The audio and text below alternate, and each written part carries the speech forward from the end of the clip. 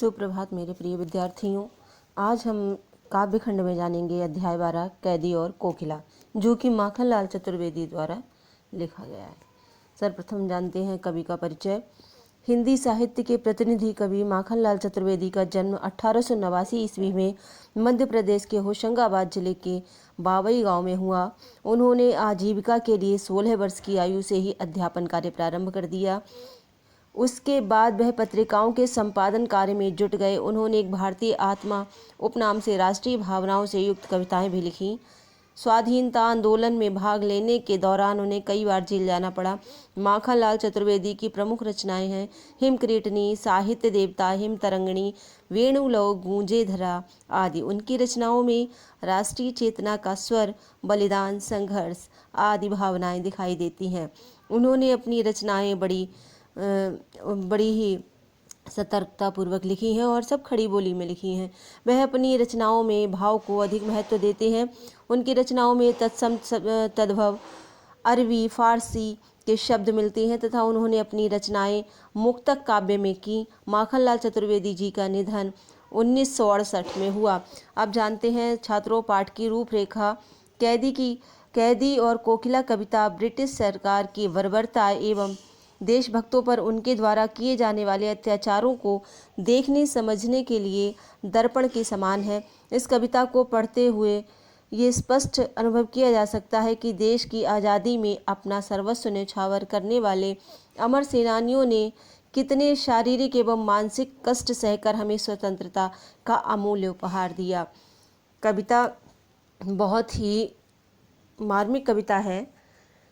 क्या गाती हो, क्यों रह जाती हो, कोकिल बोलो तो, क्या लाती हो संदेशा, किसका है कोकिल बोलो तो। ऊंची काली दीवारों के घेरे में, डाकों चोरों बटमारों के डेरे में, जीने को देते नहीं पेट भर खाना, मरने भी देते नहीं तड़प रह जाना।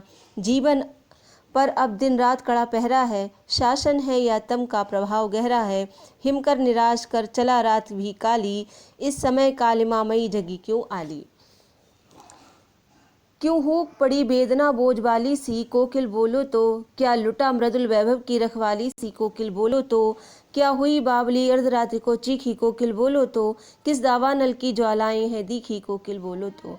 क्या देख ना सकी जंजीरों का गहना, हथकड़ियाँ क्यों ये ब्रिटिश राज का गहना। कोलू का चर्रक चूं जीवन की तान, गिट्टी पर उंगलियों ने लिखे गान।